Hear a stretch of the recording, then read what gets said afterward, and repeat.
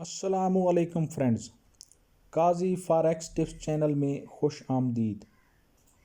कल मैंने Facebook group में एक पोस्ट की थी कि जो बंदा मार्केट के स्ट्रक्चर को समझते हुए मनी मैनेजमेंट के साथ अपने इमोशंस को कंट्रोल करते हुए ट्रेंड के साथ चलता है तो उसका अकाउंट कभी वॉश नहीं हो सकता। ये मैंने बात आपको ऐसे नहीं कह दी थी, ये मैंने बात आपको अपने साबका फॉरेक्स के रिलेटेड एक्सपीरियंस के हवाले से बात की थी। जो मुझे फॉरेक्स में से एक्सपीरियंस हुआ है, जो मैंने सीखा है, वो यही चार चीज़ें हैं: मार्केट का स्ट्रक्चर, मनी मैनेजमेंट, इमोशंस पर कंट्रोल और ट्रेंड। अगर ये चार चीज़ों पर आप काबू पा लेते हैं तो मुझे नहीं ख्याल कि आपको फिर किसी और मेथड की ज़रूरत पड़ेगी, क्योंकि प्राइस एक्शन हमेशा से ऐसी रही है कि इस पे काम करते हुए बंदे को मज़ा आता है, बंदे को सुकून आता है। जब बंदा सही मानों में इस पे काम करता है तो फिर उसकी बात ही कुछ अलग होती है।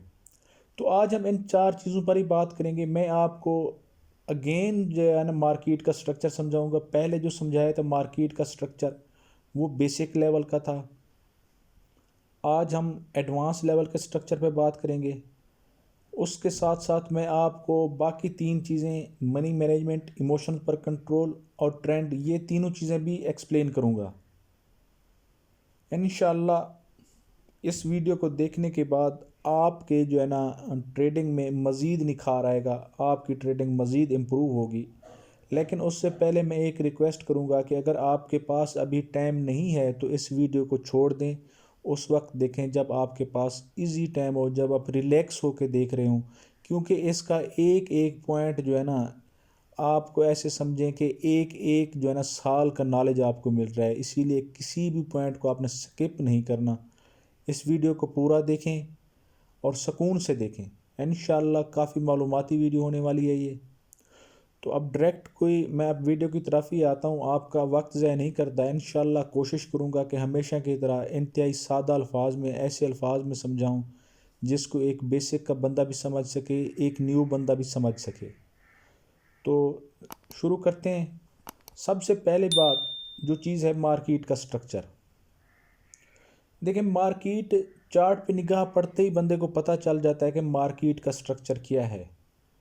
लेकिन स्ट्रक्चर सिर्फ ये नहीं होता, ये नहीं होता कि बाई का स्ट्रक्चर है या सेल का स्ट्रक्चर है। सिर्फ इसी चीज़ को हम स्ट्रक्चर नहीं कहते। स्ट्रक्चर में हम उसके प्रॉपर जो है ना पॉइंट्स को, जो प्रॉपर स्विंग्स हैं, उनको एक सीक्वेंस के हिसाब से होना चाहिए, तभी जाके हमारा स्ट्रक्चर होता है। जब हम फिर उस पर मार्किंग करते हैं तब हमें अंदाज़ा होता है कि ये अब स्ट्रक्चर मार्केट का लग तो बाई का रहा था, लेकिन ये बाई का नहीं, ये रेंज है। या लग तो सेल का रहा था, सेल का नहीं था, ये तो बाई का स्टार्ट हो चुका है। तो ऐसी सूरतों में जो है ना, ऐसी जो चीज़ें हैं, जो ऐसे पॉइंट्स हैं, वो आज इन सारे वीडियोस में आज इन्हीं बातों पर हम डिस्कस करेंगे। सबसे पहले देखिए, मार्केट में मैंने एक बाई का स्ट्रक्चर बनाया हुआ है। जब भी देखिए मार्केट में आपको ऐसा स्ट्रक्चर मिले, जब आप ट्रेंड लाइन लगाएं, उनके दो पॉइंट्स कनेक्ट हो जाएं, तो ये इसका ट्रेंड लाइन का रुख ऊपर की तरफ है, तो इसका मतलब ये है कि ये बाई का ट्रेंड है। दूसरी सूरत में जब मार्केट हायर हाई बना रही हो, हायर लो बना रही हो, तो इसका मतलब है कि बाई का ट्रेंड है। हायर हाई और हायर लो की मैं डेफिनेशन आपको समझा देता हूँ। जब एक मार्केट अपना बाई के ट्रेंड में है तो उसके साथ हम हायर अटैच करेंगे, जब सेल के ट्रेंड में है तो उसके साथ हम लोअर अटैच करेंगे। जिस तरह ये बाई का ट्रेंड है, इसके ये हाई पॉइंट है, तो इसके साथ जब हम हायर अटैच करेंगे तो ये हायर हाई बन जाएगा। ये लो पॉइंट है, इसके साथ हम हाई अटैच करेंगे, हायर अटैच करेंगे तो ये हायर लो बन जाएगा। इसी तरह higher high, higher low, higher high, higher low. जब लो का अपना मार्केट सेल का अपना ट्रेंड हो तो उसमें हम लोअर अटैच करते हैं, इसको हम लोअर हाई बोलेंगे, ये लोअर लो। ये हाई पॉइंट है, इसको लोअर हाई कहेंगे, ये लो पॉइंट है, इसको लोअर लो कहेंगे। तो ये चीज़ कंसेप्ट क्लियर कर लें अपना, क्योंकि बार बार मैंने यही चीज़ें बातें करनी है, तो आपको पता होना चाहिए कि हायर लो और लोअर लो में क्या फ़र्क है, या हायर हाई और लोअर हाई में क्या फ़र्क है।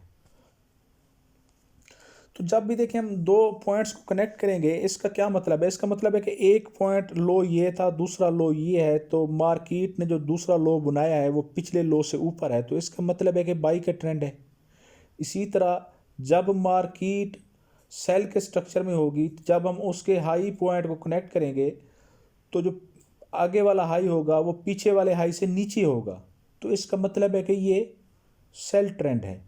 सेल के ट्रेंड में हम हायर पॉइंट्स को कनेक्ट करते हैं और बाई के ट्रेंड में हम लोअर पॉइंट्स को कनेक्ट करते हैं। ये एक और अपनी कंसेप्ट क्लियर कर लें। अब हम बात करते हैं आगे स्ट्रक्चर की तरफ। देखें बाई का स्ट्रक्चर चल रहा है, मार्केट हायर हाई बनाती जा रही है। हमने इसको एक ट्रेंड लाइन लगा दी है, ये एक ट्रेंड लाइन लग गई। ठीक है, मार्केट ने यहाँ पे ट्रेंड लाइन को ब्रेक किया। लोग धड़ाधड़ जब मार्केट ब्रेक किया, अक्सर लोग यहाँ से इंटर हो जाते हैं क्योंकि उनके पास सब्र नहीं होता। जो बच जाते हैं सब्र वाले वो यहाँ से रीटेस्ट पे एंट्री ले लेते हैं। ये भी ठीक नहीं है मेथड, क्योंकि अब इसमें थोड़ी एडवांस हो गई है, इसको थोड़ा एडवांस लेवल पे, क्योंकि हमेशा अपने जो है ना सेटअप को, हमेशा अपने मेथड को ऑप्टिमाइज़ करने की कोशिश किया करें बैक टेस्टिंग करके।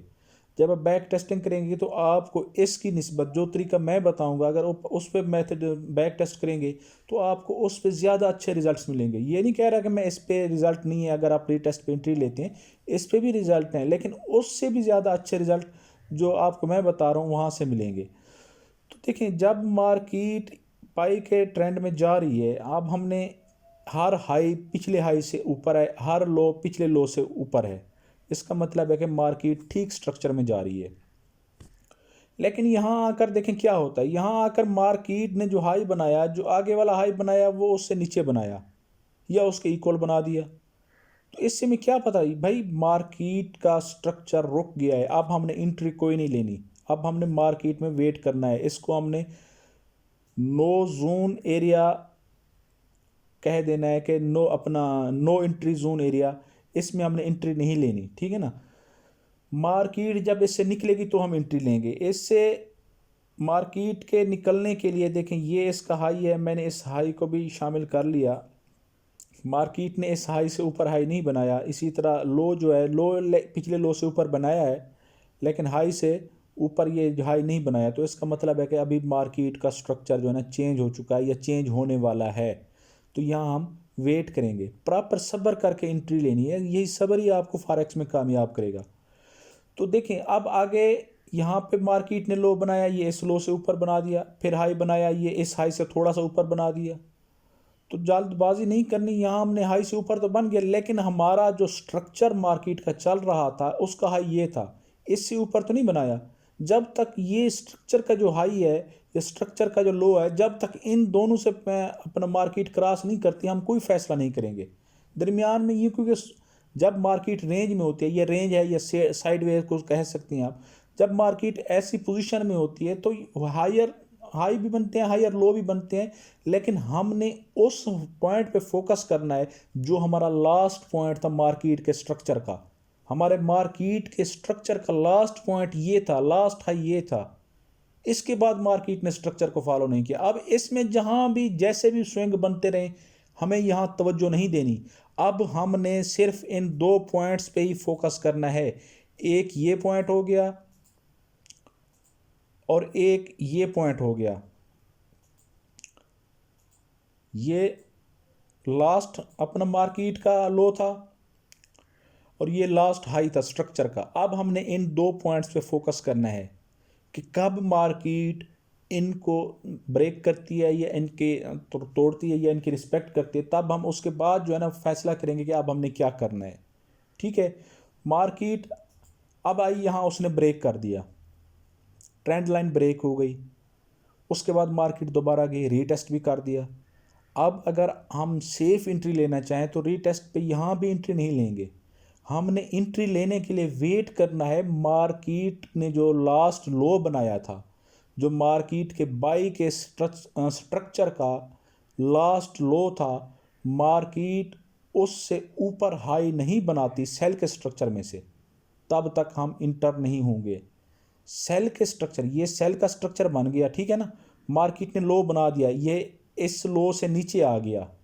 इसका मतलब है कि मार्केट का अब स्ट्रक्चर चेंज हो चुका है, क्योंकि इस लो से नीचे आने का मतलब यही है कि मार्केट अब सेल के ट्रेंड में है।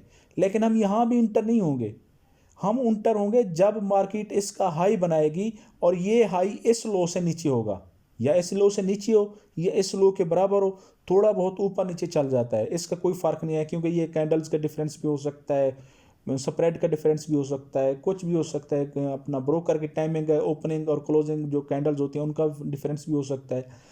तो इस यानी कि थोड़ा बहुत फ़र्क ऊपर नीचे चल जाता है, यहाँ हम जब लेवल लगाएंगे तो क्लियर हो जाएगा हमें। अब देखें मार्केट ने जो हाई बनाया है, ये हाई थोड़ा सा इससे ऊपर है, ये लो से, ये लोअर हाई है, ये लोअर लो अपना हायर लो है, हायर लो और लोअर हाई। जब ये चीज़ें फाइनल होंगी तब हम मार्केट में इंटर होंगे। अब हम मार्केट में इंटर यहाँ से होंगे। एक क्या हो गया, एक तो ये हमारी जो लेवल हमने बनाया है ये वाला, मार्केट ने इसको ब्रेक कर दिया, ठीक है, इसी लेवल को रीटेस्ट कर दिया।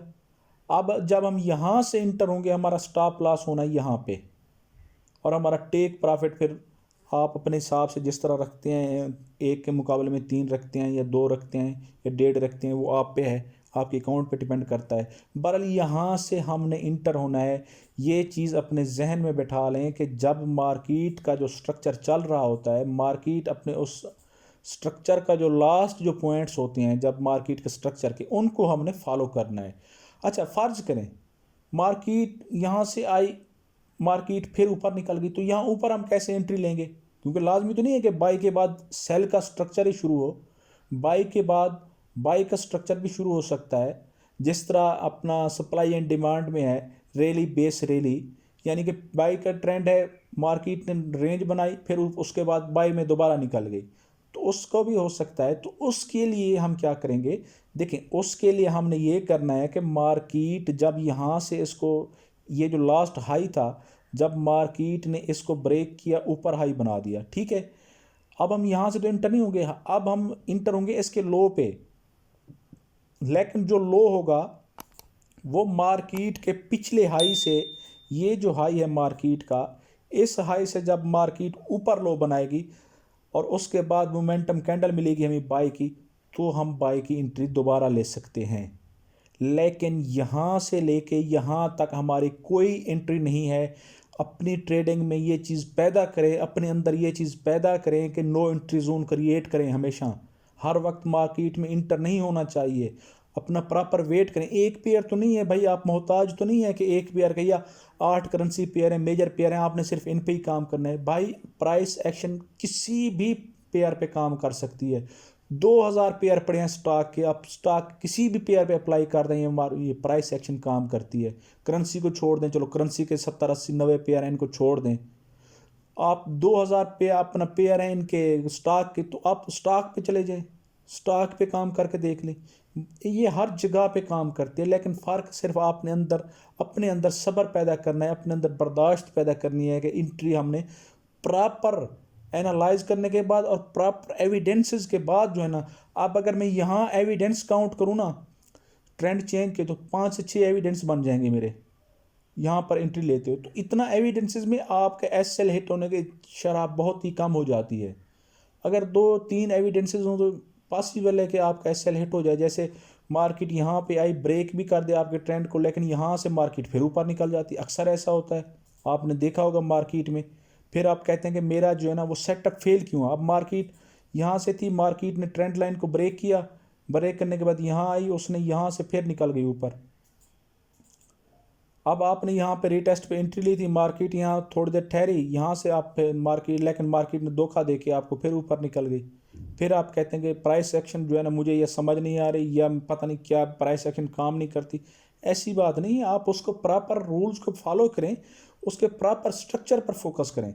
इसका मार्केट का स्ट्रक्चर चेंज ये नहीं है कि उसको ब्रेक कर दिया तो स्ट्रक्चर चेंज हो गया। स्ट्रक्चर चेंज में ये चीज़ शामिल कर लें कि जो मार्केट का लास्ट लो है, जो मार्केट के पिछले ट्रेंड का, जो मार्केट के बाई के ट्रेंड का जो लास्ट लो था, जब मार्केट लोअर हाई बनाएगी, सेल के ट्रेंड का हाई बनाएगी इसके आसपास, तब आपने सेल की एंट्री लेनी है। यहाँ तक आपने, यहाँ से यहाँ तक आपकी कोई एंट्री नहीं बनती। इस एरिया को छोड़ दें, इसको इग्नोर कर दें। प्राइस एक्शन वैसे किसी भी टाइम फ्रेम पे वर्क कर सकती है, लेकिन बेहतर है आप H4 और D1 यूज़ करें मार्केट के स्ट्रक्चर के लिए, मार्केट के ट्रेंड के लिए। ये 2 टाइम फ्रेम आपने यूज़ करने हैं, H4 और D1। इससे नीचे आप स्कैल्पर हैं तो काम कर सकते हैं, लेकिन मैं आपको रिकमेंड नहीं करूँगा इससे नीचे आप मार्केट को। लेकिन जब भी अगर आप स्कैल्पिंग भी करते हैं, अगर आप M15 पे आते हैं, तो भी आपने मार्केट का स्ट्रक्चर बड़े टाइम फ्रेम का फॉलो करना है। M15 पर आपने यहाँ पे आप अगर हैं मार्केट M15 पर भी आप उस वक्त एंट्री लेंगे जब आपको बाई का एविडेंस मिलेगा यहाँ पे आते हुए, क्योंकि जब मार्केट M15 पे होगी तब जब ये मार्केट रिट्रेस कर रही हो, ये सेल का आपको ट्रेंड शो हो होगा। आपने सेल के ट्रेंड में इंटर नहीं होना, आपने M15 पर भी बाई के ट्रेंड में इंटर होना है, क्योंकि H4 या D1 का ट्रेंड जो आपका बाई का चल रहा है, तो बाई के एविडेंस आपने देखने हैं। इसी तरह अब आते हैं सेल के अपना स्ट्रक्चर की तरफ। देखें सेल का जब स्ट्रक्चर होगा, मार्केट आपने दो स्विंग्स कनेक्ट कर दिए, ये हाईएस्ट पॉइंट था, ये इसका एक और पॉइंट हो गया। अब यहाँ से साफ ज़रा सेल का ट्रेंड है, सेल की एंट्री हमें पॉसिबल बनती है। लेकिन जब मार्केट इस अपना स्ट्रक्चर को चेंज करेगी, मार्केट यहाँ पर देखें रेंज में आ गई, फर्ज करें मार्केट यहाँ से आने के बाद रेंज में चली गई मार्केट, तो अब जो मार्केट ने इसको ब्रेक किया, उसके बाद जो लो बनाया वो इसके लास्ट हाई से, सेल के स्ट्रक्चर का जो लास्ट हाई है उससे ऊपर अपना लो बनाएगी, तब आप मार्केट में इंटर होंगे। ये सेल का स्ट्रक्चर जो फॉलो हो रहा था आखिरी, अगर हम काउंट करें, यानी कि इसको मैं एडजस्ट कर देता हूँ। देखें ये जो लास्ट हाई था सेल के स्ट्रक्चर का, ये लास्ट हाई था। इसके बाद मार्केट ने यहाँ पर लो नहीं बनाया, लो इससे नीचे बनाना चाहिए था, मार्केट ने नहीं बनाया, तो स्ट्रक्चर हम चेंज हो गया, यहाँ हम इंटर नहीं होंगे मार्केट में। इसके बाद ये हाई बना, हम इस हाई को भी इग्नोर करेंगे, इसको भी फॉलो नहीं करेंगे। ये जो स्ट्रक्चर का लास्ट जो अपना हाई है, इससे जब मार्केट ऊपर लो बनाएगी तब हम वहाँ से बाई की एंट्री लेंगे। ये सेल और बाई के दो ट्रेंड्स हैं। ये आपको उम्मीद है आपको स्ट्रक्चर की बात समझ आ गई होगी, लेकिन थोड़ा टेक्निकल पॉइंट्स हैं। इस वीडियो को, इस पॉइंट को, इस हिस्से को आप बार बार देखें। ये 10-12 मिनट का हिस्सा है, इसको आप बार बार देखें तो आपको क्लियर हो जाएगा। अब देखें, अब है अपना मनी मैनेजमेंट, कि मनी मैनेजमेंट कहाँ से हमने सीखनी है, कि मनी मैनेजमेंट हमने कैसे करनी है। तो देखें जब भी आप एंट्री लें उसका एक तो ये रख लें ना अपना सिस्टम। देखें आपने यहाँ पे इंटर मार्केट से हुए हैं, आप इस लेवल पे फ़र्ज़ करें आपने यहाँ पे आपको सेल की जो है ना मोमेंटम कैंडल मिली, आपने एंट्री ले ली। अब आपने देखना ही है, एंट्री लेने से पहले आपने देखना ही है कि आपने एंट्री कैसे लेनी है। देखिए अगर आपकी सेल की मोमेंटम कैंडल्स बहुत ज़्यादा बड़ी बन गई है, आपको यहाँ पर छोटी छोटी कैंडल्स मिली हैं, यहाँ पर आके सेल की कैंडल मिली है, तो आपने उस हिसाब से अपना करना है, अपनी इक्विटी को तकसीम करना है उस पर। फ़र्ज़ करें यहाँ से आपका SL बन रहा है 20 पिप का, यहाँ से आपको एंट्री मिली है, एविडेंस मिला है, ठीक है।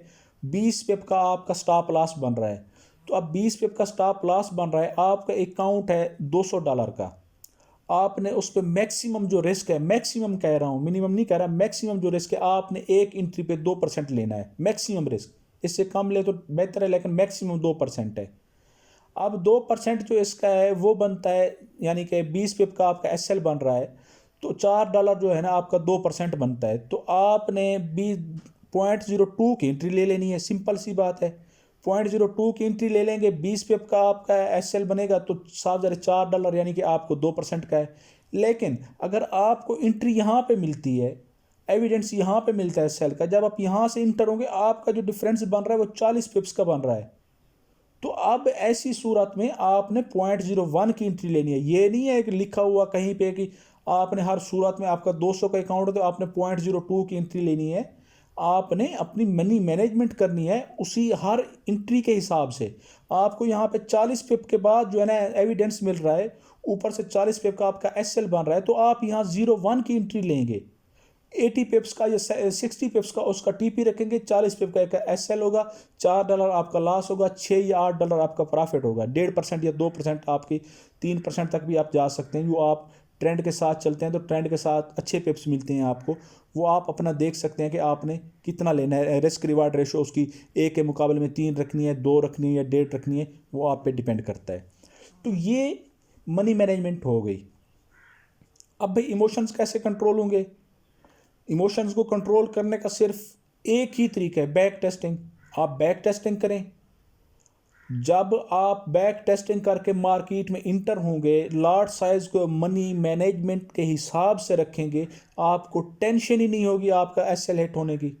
आपको ज़रा बराबर भी परवाह नहीं होगी। आपको पता है कि आपका $4 का लॉस होना है भाई, और आप बैक टेस्टिंग कर चुके हैं। आपको ये भी पता है कि यार मेरी 10 में से 7 एंट्रीज टीपी हिट कर रही हैं, 6 एंट्रीज टीपी हिट कर रही हैं, कोई मसला नहीं है। 4 का एसएल हिट होता है, हो जाए 6 का तो प्रॉफिट है, और मेरी रिस्क रिवार्ड रेशियो भी ठीक है।